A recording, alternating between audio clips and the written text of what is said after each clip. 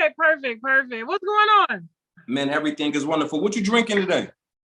Hey, just a little translations, Cabernet Sauvignon. We almost done with the bottle, okay? I leave every day pretty lit. Okay. What's your? My mother told me to ask you, what's your favorite wine of choice? Oh man, I'm gonna have to go with the Michael Day. Is it the Michael David? No, La Crema. The Pinot Noir La Crema. Okay. All right. That's my favorite. I'm gonna take it from the beginning. I was doing my research last night. I see that you was born in Florida, but you moved to Atlanta. Can you let the world know about your childhood? How was it growing up, and just the impact of the culture? Oh man, childhood was a little rough. I mean, I had some good moments, of course, and of course, that's contributed to who I am today. I'm not gonna let all the bad times overshadow a lot of the lessons that I got out of the things that I went through. You know, mom had me at 17. She goes off to Job Corps, gives me to my grandmother, my great grandmother. My great grandmother raises me. I grew up in a literally a shack, taking baths outside on a farm in a tin can. They used to have to boil the water, to give me hot water, but it was hot in Panama City, Florida. So, and I lived with her for, a few years until I moved with my mom's mom. And then when I moved in with my mom's mom, of course, some things transpired in the family to where I had to, my mom had to end up coming to get me because she had remarried and had a baby and was getting ready to have a second baby. And so I ended up leaving my grandmother's house in Panama City because of a molestation that happened. Her husband's, who was I still consider my granddad, even though he's gone to the upper room. His son had molested me. And so my mom had to come get me. And then we went off to Germany with her and who I consider my father, which is my stepfather. And lived in Germany for some years and came back. My parents divorced. Then mom joined the military after my dad was in the military, and went to high school. And that's pretty much about my upbringing. It's like, I would say it in the South coming up. Minus It's so interesting because I watch you all the time, and you're so confident. And you're so confident. Does that all play into how you was growing up? Just the things that you went through? My confidence? Yeah, meaning like you say whatever you want to say and you do whatever you want to do. Oh yeah, every woman in my family is like me. That's what I'm talking about. Like you say whatever you want to. Yeah, like you just say whatever you want to say. Like that's what I'm trying to say. Is that part of just how you grew up? Because everybody don't say what they want to say. Absolutely. Those are the women that raised me. And so my aunt, rest her soul, she played a big part in raising me. She was very honest, very blunt. My mother is very honest, very blunt. My grandmother, even my uncles, we're all like that. Anybody meets my family still to this day, we say what the fuck we want to say. Now, a little bit out the norm because, raised in the South, women are supposed to be seen, not heard. So when I did end up, going to school or having to form relationships, with my peers and stuff, they didn't know how to take me. I was more like a New Yorker. I was more like somebody from up north because the women up north are a bit more boisterous and, they say what's on their mind. So it didn't translate well in the South. And it was something that I always struggled with because I was just like, this is in my house, but everybody, they kind of shun me for it. Like, Tasha gonna say it. Be careful what you do around her because she gonna fucking tell you the truth. You know what I'm saying?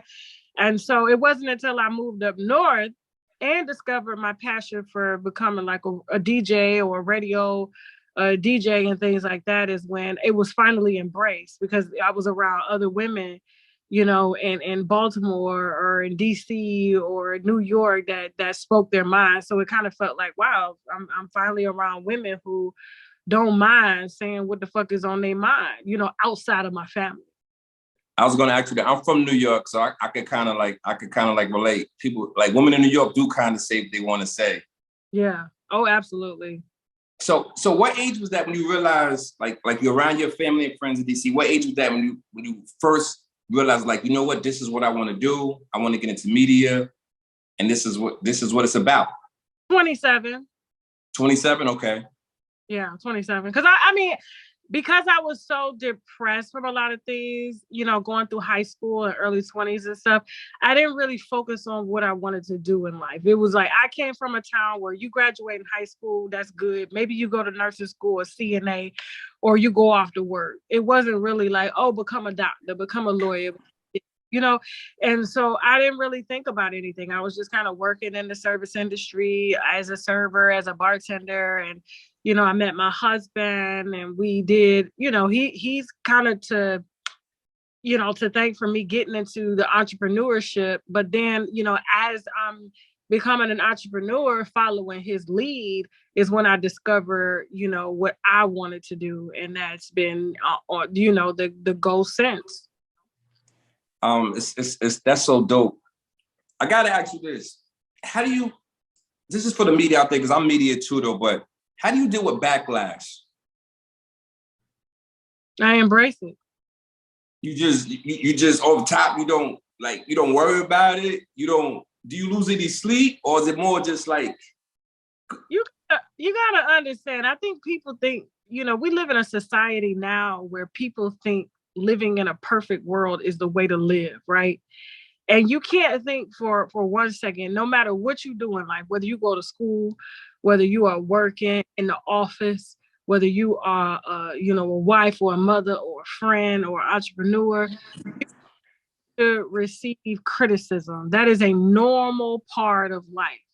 And if you are the type that's on the end of us, like on our end, where we give criticism, we have to expect we are giving criticism, which promotes and which provokes people to engage. And so we're going to get criticized back. It's a part of the, it's a part of the culture in media. So it's just one of those things that comes with it. And I expect it, because when people aren't saying anything, it's a problem, because like, who's listening to you, right? The whole idea is to get engagement in ratings, and you want to get people's attention. So if I don't have any engagement, then I'm doing something wrong. I totally respect that. My mother's a big fan of yours. And my dad's a bishop, my mother's a first lady, and she was like, Tasha, she said whatever she want to say. She was like, I just love her energy. She speaks and she doesn't care about no backlash. And she's like, you got to ask her, does she have any problems in the street? And I was like, I ain't gonna ask the lady, does she have any problems in the street? She's like, you got to ask her that, because I'm curious. None. Anywhere I go, everybody has always shown me love. It is a problem. You gotta understand, trolls with no pictures and stuff like that's the height of their moment, is to troll online, get a reaction, and they feel some type of validation, like I did something today. That has never been the case on the outside. I don't have no problems with nobody in the street. And even if I run into somebody that I've reported on, they're usually like, I was upset. That was some fucked up shit, but I fuck with you. The hustle. So no, nobody's ever given us any back, especially me, no backlash at all. What's like an average regular day? I was watching you on YouTube this morning, and you were stating you had like 22 phone calls or messages this morning. What's like a regular day for Tasha K? Just a regular average, just say like a non-busy day. Non-busy? Okay. Yeah, just like a regular day. You mean just me at home not working, or me working? I'm gonna say you working, because I'm curious, like a regular day for you, because it seemed like you're always working. Well, yeah, I'm always working, so that's a part of the thing, because we got certain milestones we're trying to hit, so you got to work. I sleep when I die. But an average day, we really don't know. It's the news. It's kind of like how the news cameras and how the news people at the local news station, they're looking for that next story until they get it. They rotate the same stories and stuff like that. So we're always reaching out, our team, and I have to give them credit for that, because even though sometimes I reach out to people, they're the ones that they on social media and they really, really hunting for stories and big stories. And then of course our platform is so big now that we don't really have to hunt for a lot of the stories. You know, a lot of times, you know, our staff does have to reach out to people to get personal interviews because they think if I reach out that they're getting exposed. So we have to that because then they know how to soften the blow. Like, no, she's not gonna expose you, and some of them be like, wait a minute, you know. But for the most part, just reaching out, phone calls between team. I probably called Chelsea. I would say about 40 times a day. She don't get no sleep. She does not have any control over her schedule. She was just complaining yesterday in a staff meeting that she needed help and she needed support. And I call her too much, but if I don't call her, she get upset. So it's kind of like catch 22. It's like she get a little jealous, like, oh, would you calling her for? And that's my job. Like, you know, it's kind of one of those things where it's like, but you just said never mind all that. So like, yeah, we just, you know, doing projects. I got a lot of projects outside of what you see online that's going on. So of course that takes up my time. And then I'm a wife, I'm a mother, you know. I spend a lot of time, you know, with my family. We are very close. And yeah, it's just like today I woke up, I was supposed to go to the gym. Something told me don't go. And because I was really sore and I've been sleepy the last couple of days because I worked pretty much and last week on probably like 2-3 hours of sleep. So I was like, you know what? I went to the gym the last 2 days. Let me just chill out this morning. And then I'm laying in bed and boom, my email lit up. Phone calls, and then the lawsuit with Charlemagne the God. So I'm calling the source like, yo, what is this? And I said, gotta go live. I wasn't planning on going live today. You know, I gotta get it. It's hot, you know, before somebody, you know, finds it down there at the courthouse and then they take my story. So you got the plug. Don't seem like you get stuff like before it even hit the switches a little bit. It's always been like that, yeah. It seemed like it just comes and then like because I didn't hear about it until you like brought it out. I didn't hear about it at all. Yeah, it's a blessing. So we don't reveal our sources for that matter because you know they trust us, we trust them. So and that's without sources, I'm not gonna have a platform. So I have to give them a priority, and I have to keep them as anonymous as I can, and we've done that a very good job at doing that. So yeah. I want to ask you, it's so much like going on with nowadays, relationship stuff. You got this Jaxn guy. My girl was just telling me about him, and I didn't know the whole story about him. My girl was explaining to me through text message. Do you feel like ladies that they take guys back? They're not strong enough. They just give men too many chances. It depends on the situation. You know, like if you're a wife and there's a lot of assets and valuables tied up, it kind of makes it kind of like, well, are you going to let one situation kind of undo everything that y'all have built together? So I understand why women tend to stay if they're married, you know? But when you're girlfriend and boyfriend, I don't really consider that cheating. Like the Nia Long situation, like he didn't cheat on you. You're not married. You're a baby. You don't consider that cheating? No, that's not cheating. My God. I'm so with you on that. I'm glad you said, oh my God, I can't wait to show this. Oh my God. Man dropped dead today. His mother will be the one making funeral arrangements and not her. Yo, that's so true. Yeah, so like I don't consider that cheating. So like if she would have went back because he's not a husband, so he hasn't made that commitment or vow to her. You know, so her getting online saying, oh, people didn't consider my family and where's the humanity in that? Girl, wasn't nobody worried about you and neither was he. That's why he did it, because there was no commitment to you. So, and I don't know why people were so up in arms about that. But like with this Derrickjaxn situation, that is completely different. You have a wife who has been very boisterous about her family and protecting her family online and is always preaching the word and preaching scripture and ministering to young women or women that want to be in her position. And Derrick is just out here making her look like a fool. Now, she don't need no help with that. However, and, you know, in this situation, I can understand why she would go back. Now, you know, in this situation, she tried to leave him, Derrickjaxn's wife, 2 years ago when she found out about the cheating, right? Look at me messing up my hair and stuff, but it's all good.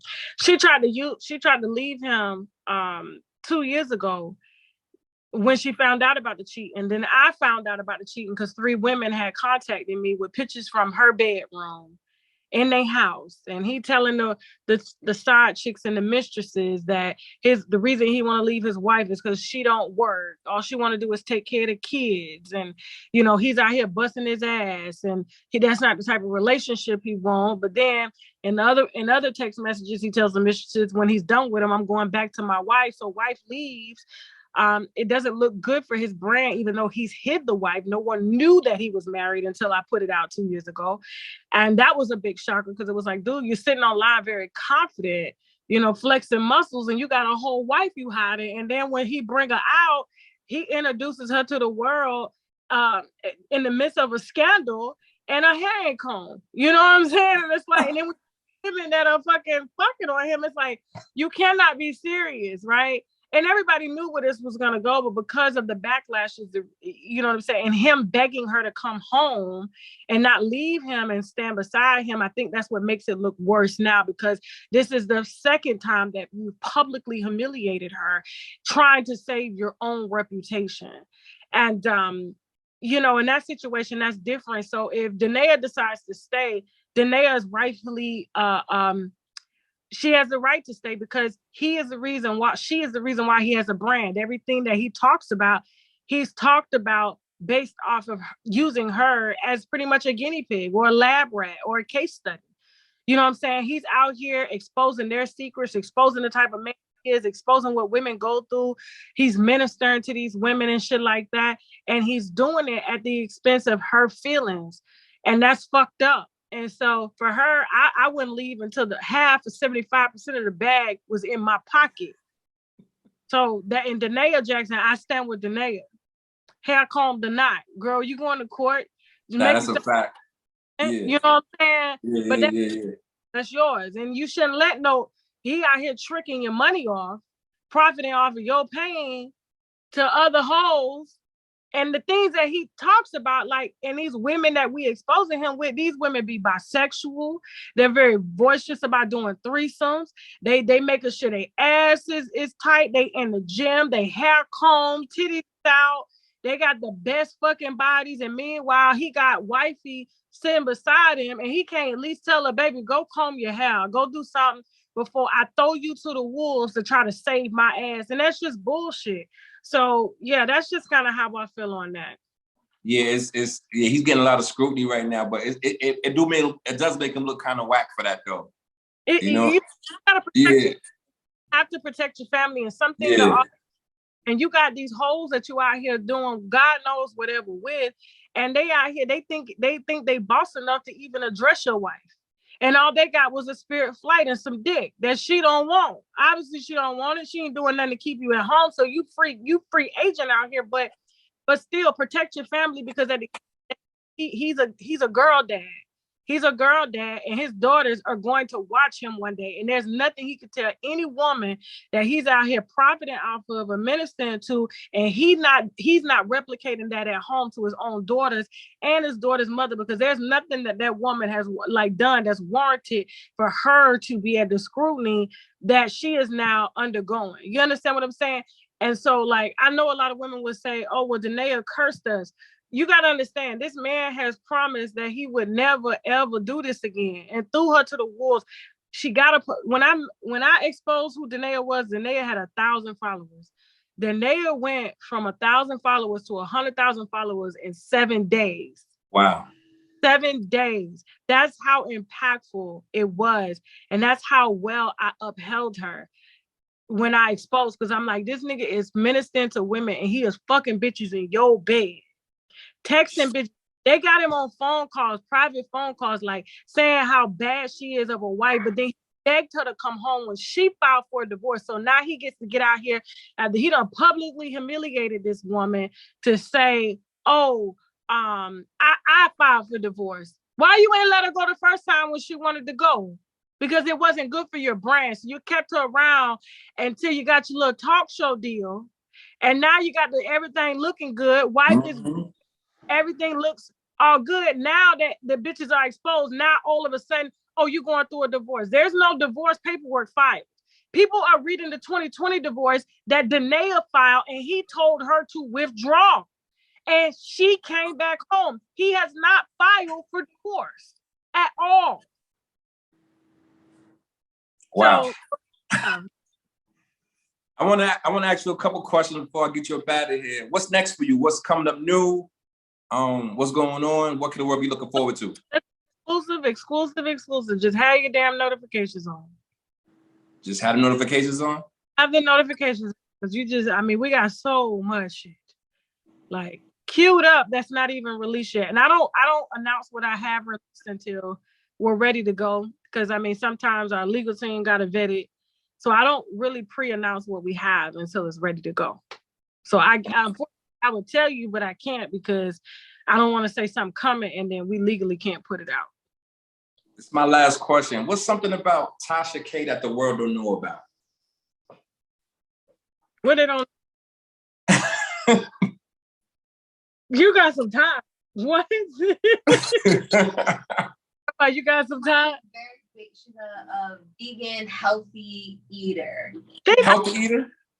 Our audience knows that, but a lot of people don't know you're very big on. I'm very big on health and wellness, and I do tend to judge people that come into my circle on the habits that they come into my circle with. So you can't just come into my circle thinking you about to down a burger or have a big ass bag of M&M's sitting on your desk. You serious? I'm serious. She throws out our I food. throw out food. I don't play. Yeah. Wow. Yeah. So black community, listen, I watched my aunt slowly die from diabetes, getting both her legs chopped off, open heart surgery 3 times, high cholesterol, just all types of shit. And then breast cancer is what took her, all because of diet related issues. So when you go through something that traumatic, and then everybody in your family, you have 5 other family members drop dead from the same illnesses, or similar, it does something to you. So I'm very big on when people are in my circle, you have to be healthy mentally, spiritually, and physically. So, and I try to carry that in who I am. So it's kind of like I protect my circle to make sure that my kids aren't being influenced, because my daughter, she's a vegan now, and she takes her health very, very serious.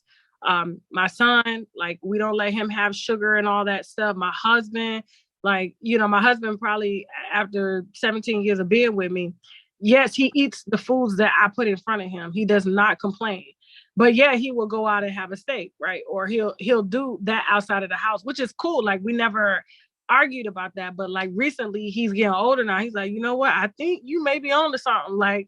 Give me the vitamins, give me the herbs, because he and he'd be like, you got energy. Where you get this energy from? Yeah. Right now to take a nap. I'm like, what the fuck are you taking a nap for? You might as well wait till bedtime, drink you some green tea. He's like, I gotta take a nap. You know what I'm saying? And it's because he, he's a man, and men typically don't care about all that stuff. And so I just make sure that everybody is in my circle is going to reflect who I am, so that because at the end of the day, sugar is very addicting, and so is a lot of habits. You can instantly take on people's habits and spirits and stuff like that without knowing it, and subconsciously implant it. And the next thing you know, you're saying, oh, it's okay. You know what I'm saying? And I know people are like, would you drink wine? Am I drinking wine? They don't know that. You see what I'm saying? And wine, I don't overindulge. I have 1 glass. It'll take me, they'll see me present a bottle like this. It'll take me a whole week to finish this bottle. And I don't even, you know what I'm saying? So it's more of a brand. We spilling wine, gossip is a bunch of things that girlfriends do. And we have our wine and cocktails and stuff. And we talk about people. That's what we do. So that's where the wine comes in at. But as far as health and wellness, I don't play. I saw a lady in a grocery store the other day. I was in Winn-Dixie. She had 3 kids, and she put 4, I think it was 4-liter bottles of fucking soda in the bottom of the stroller. And I was stopped. I was like, what are you doing? She was like, what are you talking about? I said, why you got all that soda? Like, do you know how poisonous that is? Like, you wonder why Black women and we getting all this ovarian cancer, cervical cancer, and breast cancer, just shit going on. Like, and you young, you know. And Yeah. But it's my favorite. I said, is it your favorite or are you addicted? And I literally started like counseling her right there in the middle of Winn-Dixie. She put the sodas back. I said, get some water. Wow. Yeah. So I'm a bit overbearing when it comes to shit like that. I will make your meal very uncomfortable. That's what it is. This Say Word podcast. Tasha K in the building. Respect. We love what you're doing. Much love. Much all flowers. Appreciate you. See you another time. Thank you so much. I appreciate it. Keep it up. Thank you too. All right. Bye. And tell Mama I said hey. Thank you. Yes.